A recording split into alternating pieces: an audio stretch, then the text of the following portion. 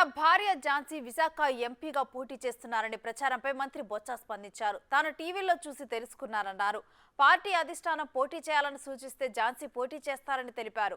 ఉద్యమాలు చేయడం కార్మికుల హక్కు అన్న ఆయన తాము అడ్డుకోబోమన్నారు.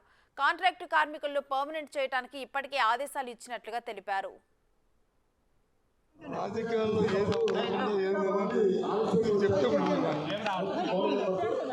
ఇంకా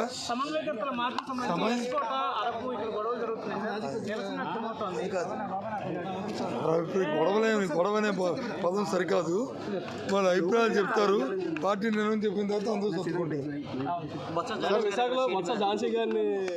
అడిగిందా సార్? పార్టీ అడిగిందా సార్ మేడం?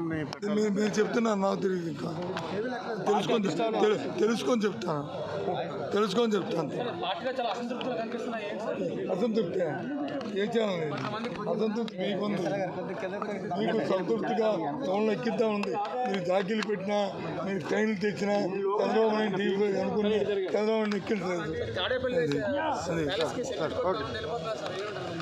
సరే, వెళ్ళిపోతే ఎప్పుడు కూడా రాజకీయ పార్టీలో ఒకరు వెళ్ళిపోతే అంతమంది వస్తారు. వెళ్ళిపోమని మేము ఎవరైనా కోరం, కొంతమంది రావాలని కోరుకుంటాం. షర్మిల గారికి పీసీసీ ఇస్తారంటూ కూడా రేవంత్ రెడ్డి కామెంట్స్ చేశారు. నాకేం తెలుసు? మా పార్టీ సంబంధించిన విషయం నన్ను అడిగితే ఏం చెప్తాను? ఇది